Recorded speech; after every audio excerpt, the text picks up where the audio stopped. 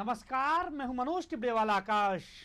आज एक मुलाकात में हमारे साथ हैं बेहद खास मेहमान, भारत की राजनीति के बेहद महत्वपूर्ण चेहरे राजनाथ सिंह जी। 10 जुलाई 1951 को उत्तर प्रदेश के चंदौली जिले के एक छोटे से गांव के किसान परिवार में जन्मे राजनाथ सिंह जी इस समय गाजियाबाद संसदीय सीट से लोकसभा के सदस्य हैं और देश की दो प्रमुख राष्ट्रीय पार्टियों में से एक भारतीय जनता पार्टी के 4 साल तक राष्ट्रीय अध्यक्ष रह चुके हैं। गोरखपुर विश्वविद्यालय से एमएससी की पढ़ाई करने वाले राजनाथ सिंह जी राजनीति में आने से पहले उत्तर प्रदेश के मिर्जापुर में फिजिक्स के शिक्षक थे। राजनाथ सिंह जी को सरकार और संगठन में तमाम महत्वपूर्ण पदों पर काम करने का लंबा अनुभव है। बीते 36 वर्ष से राजनीति में सक्रिय राजनाथ सिंह जी देश के सबसे बड़े सूबे उत्तर प्रदेश के मुख्यमंत्री से लेकर भारत सरकार में 2 बार कैबिनेट मंत्री तक रह चुके हैं। आज हम कुशल संगठनकर्ता, ओजस्वी वक्ता और मृदुभाषी व्यक्तित्व के धनी राजनाथ सिंह जी से तमाम सवालों पर विस्तार से बात करेंगे।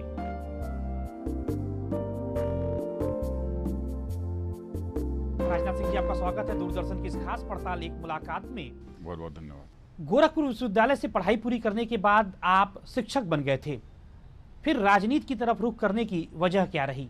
वैसे जब मैं छात्र था उसी समय मेरा अखिल भारतीय विद्यार्थी परिषद से संपर्क आया और अखिल भारतीय विद्यार्थी परिषद के माध्यम से मैं छात्रों के बीच जो भी कुछ रचनात्मक कार्य होते थे वो मैं करता रहता था।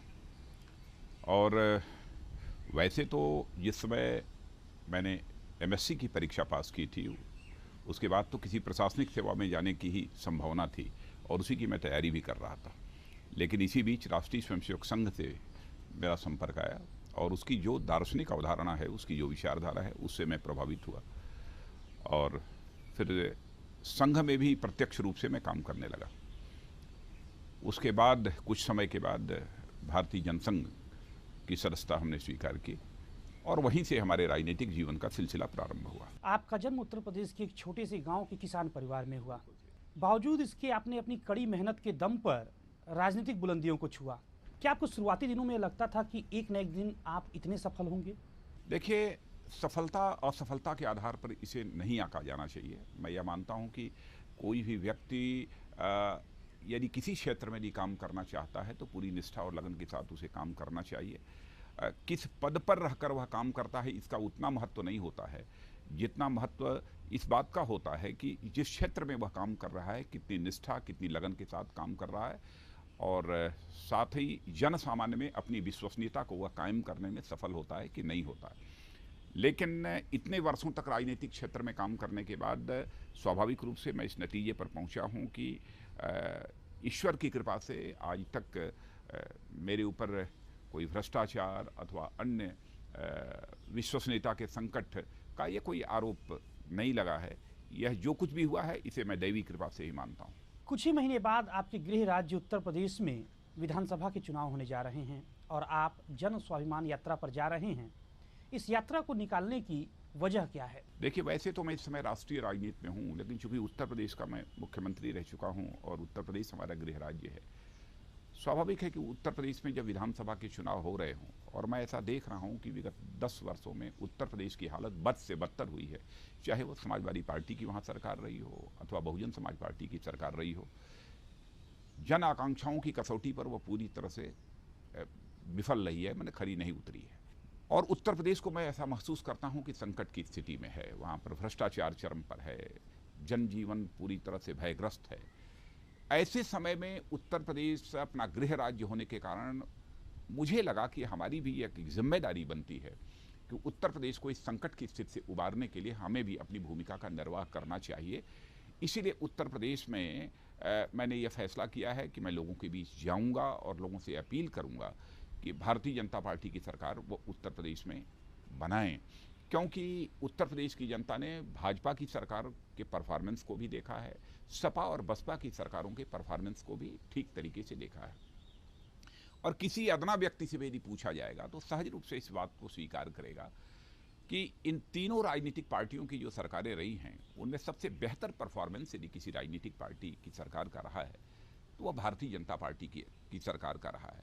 अब मैं उदाहरण उत्तर प्रदेश का, चूंकि पड़ोसी राज्य हमारा बिहार है, इसलिए दोनों की तुलना करके करना चाहूँगा कि एक समय जब भारत को आज़ादी मिली थी तो उस समय जो प्रति व्यक्ति जो राष्ट्रीय आय हुआ करती थी, राष्ट्रीय आमदनी जो हुआ करती थी, उसके लगभग बराबर उत्तर प्रदेश में किसी व्यक्ति की एक प्रति व्यक्ति आय हुआ करती थी।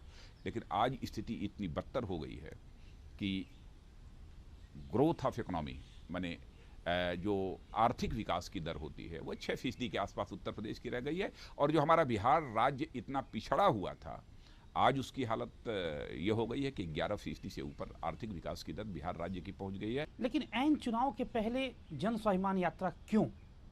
आपको नहीं लगता कि इससे आप राजनीतिक लाभ लेना चाहते हैं? स्वाभाविक है, मैं राजनीतिक पार्टी में काम कर रहा हूं, तो जनता के बीच भारतीय जनता पार्टी की सरकारें जिन जिन राज्यों में चल रही हैं उनका क्या परफॉर्मेंस है, उनकी क्या अचीवमेंट्स हैं, जहां इनकी मैं चर्चा करूंगा, वहीं पर हम लोगों ने क्या किया था और इन सपा और बसपा की सरकारों ने क्या किया है, इसकी चर्चा तो हम जनता के बीच करेंगे ही, क्योंकि उनकी स्मृति को, उनकी यादाश्त को हम ताज़ा करने की कोशिश तो करेंगे अपनी तरफ से। तो हमारी नैतिक जिम्मेदारी बनती है, क्योंकि हम उत्तर प्रदेश को इस तरीके से तबाह होते हुए हम नहीं देख सकते। उत्तर प्रदेश को भारतीय जनता पार्टी एक ऐसा मुख्यमंत्री देगी, क्योंकि उत्तर प्रदेश हिंदुस्तान का सबसे बड़ा राज्य है, ऐसा मुख्यमंत्री देगी जो बेहद ईमानदार होगा, जिसके दामन पर उसके पूरे राजनीतिक जीवन में एक भी भ्रष्टाचार की दाग नहीं होगी। क्या आपको लगता है कि इस बार आप उत्तर प्रदेश में अपनी पार्टी की सरकार बना पाएंगे? हम इसी विश्वास के साथ काम कर रहे हैं उत्तर प्रदेश में कि भारतीय जनता पार्टी को स्पष्ट बहुमत हासिल हो। 2002 में जब आप मुख्यमंत्री थे, जब आपकी विधानसभा चुनाव में हार हुई, उसके पहले भी आपने यही कहा था कि सरकार चाहे कुछ भी हो हम ही बनाएंगे। 2007 में मुझे याद आता है, मैं उत्तर प्रदेश के महाराजगंज जिले में एक चुनावी रैली के दौरान आपका मैंने एक इंटरव्यू किया था, उसमें भी आपने कहा था कि हमें बहुमत मिलेगा, लेकिन ऐसा कुछ भी नहीं हुआ। देखिए, ऐसा है कि मैं ये मानता हूं कि मुझे काम करने का उत्तर प्रदेश में जो अवसर मुख्यमंत्री के रूप में मिला था, केवल 1 साल सवा साल का मिला था, और उसके पहले की जैसी वह सरकार बनी हुई थी उसके बारे में किसी को बताने की ज़रूरत नहीं है। लेकिन उत्तर प्रदेश कोई 2, 4, 5 करोड़ की स्टेट नहीं है। इस समय उत्तर प्रदेश की पॉपुलेशन मैं समझता हूँ कि 21 करोड़ के आसपास की पॉपुलेशन है। मुझे उत्तर प्रदेश के हर भाग में जाकर और जो भारतीय जनता पार्टी की गवर्नमेंट की उपलब्धियों को जिस हद तक मुझे बतलाना चाहिए था, अथवा इतने बड़े राज्य में जिस हद तक और मुझे कुछ कर डालना चाहिए था, शायद वो मैं नहीं कर पाया। इसी कारण मुझे अपेक्षा के अनुरूप सफलता प्राप्त नहीं हो पाई। लेकिन इतना मैं ज़रूर कहूँगा कि आज भी लोग यदि तुलना करते हैं गवर्नमेंट्स के परफॉर्मेंस के, तो स्वाभाविक रूप से भारतीय जनता पार्टी के गवर्नमेंट के परफॉर्मेंस की लोग सराहना करते हैं, इसमें कहीं दो मत नहीं। मैं खुद उत्तर प्रदेश से आता हूं, मुझे याद है आप अपने संक्षिप्त कार्यकाल के दौरान आप जनता से सीधा संवाद करते थे, व्यापारी पंचायत लगाते थे, किसान पंचायत लगाते थे, शिक्षक पंचायत लगाते थे। इन सब कोशिशों के बावजूद आखिर कमी कहाँ रह गई? देखिए, 7-8 महीने में कोई बड़ा परिवर्तन उत्तर प्रदेश जैसे बड़े राज्य के अंदर संभव नहीं है, क्योंकि यहाँ की लगभग 20-21 करोड़ की पॉपुलेशन हो, उस तक अपनी बात पहुँचाने के लिए, उसके अंदर विश्वसनीयता कायम करने के लिए कम से कम 2-2.5 साल का समय तो चाहिए ही था मुख्यमंत्री के रूप में। लेकिन 2-2.5 वर्ष का समय भी मिलने की बात तो दूर, मुझे बामुश्किल काम करने का जो अवसर प्राप्त हुआ था, केवल 8-9 महीने ही काम करने का अवसर प्राप्त हुआ था। सबसे बड़ा कारण यही था। और एक मुलाकात में यहाँ पर रुकेंगे एक छोटे से ब्रेक के लिए। ब्रेक के बाद भी राजनाथ सिंह जी से यह बातचीत जारी रहेगी।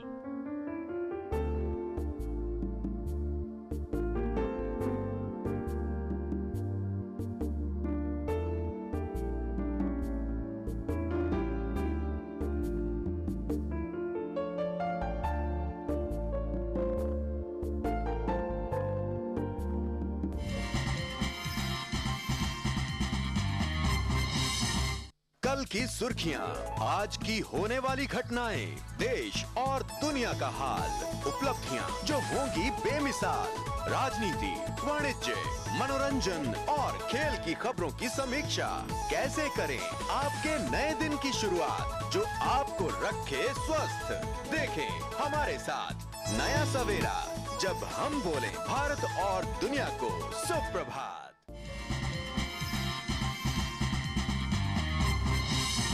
ब्रेक के बाद एक बार फिर आपका स्वागत है एक मुलाकात में। आज हमारे विशेष मेहमान हैं ओजस्वी वक्ता राजनाथ सिंह। उत्तर प्रदेश में बसपा, सपा और कांग्रेस तीनों ने अपने प्रत्याशियों का लगभग ऐलान कर दिया है, उस प्रक्रिया में हैं। भारतीय जनता पार्टी क्यों पीछे छूट गई? देखिए, भारतीय जनता पार्टी के पास उतना पैसा नहीं है और उन्होंने जल्दबाजी में अपने प्रत्याशियों की घोषणा कर दी है। अब हो सकता है कि वह राजनीतिक पार्टी पैसे से आपका तात्पर्य क्या है? क्योंकि देखिए, इसमें कहीं दो मत नहीं है, यह सच्चाई किसी से छिपी नहीं है कि यदि प्रत्याशी बहुत पहले घोषित हो जाएंगे तो उनको उसी हिसाब से पूरे जनसंपर्क करने में और भी बहुत सारी चीजें होती हैं, धन भी खर्च होता है। गुटबाजी को नहीं मानेंगे? हाँ जी, गुटबाजी बीजेपी में सबसे बड़ा उदाहरण है, अभी अरुण जेटली जी कानपुर गए थे और भारतीय जनता पार्टी के दो गुट के कार्यकर्ताओं के बीच सरेआम मारपीट हुई, खून तक निकला है। इसे गुटबाजी नहीं कहेंगे तो क्या कहेंगे? देखिए, इसका एक दूसरा पहलू भी है विचार करने का कि इस समय भारतीय जनता पार्टी में टिकट मांगने वालों की भरमार है और स्वाभाविक रूप से यदि कहीं किसी का इंटरेस्ट क्लैश करता होगा तो आपस में उनका संघर्ष हो गया। कब तक आप ऐलान कर देंगे प्रत्याशियों का? प्रत्याशियों का ऐलान हमारी उत्तर प्रदेश की राज्य इकाई अभी प्रत्याशियों के चयन के संबंध में अपनी एक्सरसाइज कर रही है और मैं समझता हूं कि जल्दी ही महीने डेढ़ महीने के अंदर वो प्रत्याशियों की घोषणा करेंगे। लेकिन प्रत्याशियों की घोषणा करने के लिए हम लोग बहुत जल्दबाजी में नहीं है, ये मैं स्पष्ट करना चाहता हूं। किस चीज का विशेष ध्यान रखेंगे प्रत्याशियों के ऐलान के दौरान? नहीं, प्रत्याशी की छवि ठीक होनी चाहिए, पार्टी के विचारधारा के प्रति उसकी प्रतिबद्धता होनी चाहिए और जन सामान्य के बीच उसका कुछ न कुछ काम होना चाहिए। अपराधियों और बाहुबलियों को टिकट नहीं देंगे? कोई सवाल ही नहीं है। भारतीय जनता कहीं ऐसा तो नहीं होगा कि सूची आने के बाद अपराधियों की भरमार हो? यदि आएगा तो मैं आपसे ये अपेक्षा करूंगा कि आप निश्चित रूप से इंगित कीजिएगा। उत्तर प्रदेश में आपकी पार्टी का चुनावी मुद्दा क्या होगा? उत्तर प्रदेश में चुनावी मुद्दों की कमी नहीं है और केवल नकारात्मक मुद्दों के आधार पर ही भारतीय जनता पार्टी चुनाव नहीं लड़ेगी, बल्कि कुछ सकारात्मक मुद्दों के आधार पर हम चुनाव लड़ना चाहेंगे कि यदि हमारी भारतीय जनता पार्टी की सरकार बनती है तो उसमें भारतीय जनता पार्टी इस उत्तर प्रदेश के लिए क्या क्या करेगी। देश के सामने इस समय आपके हिसाब से कौन सी बड़ी प्रमुख राष्ट्रीय चुनौतियां हैं? लेकिन सबसे बड़ी चुनौती इस समय देश के समक्ष यदि मैं मानता हूं तो भ्रष्टाचार की है और वैसे तो चुनौतियां बहुत सारी हैं। अब सारी चुनौतियों को यह नहीं कहा जा सकता ये नंबर 1 पर, नंबर 2 पर, नंबर 3 पर, लेकिन भ्रष्टाचार को इस समय मैं सबसे बड़ी चुनौती मानता हूं। देश की आंतरिक और बाह्य सुरक्षा का संकट भी पहले से कहीं अधिक गहरा हुआ है। पड़ोसी देशों के साथ भारत के जितने मधुर रिश्ते होने चाहिए, क्योंकि हम जानते हैं दोस्त बदल सकता है लेकिन पड़ोसी कभी नहीं बदल सकता है, तो पड़ोसी देशों के साथ भी हमारे रिश्ते अच्छे नहीं। आपने वाजपेयी जी की लाइन बोली। हाँ बिल्कुल। और पड़ोसी देश इस समय 1-2 तो पड़ोसी देश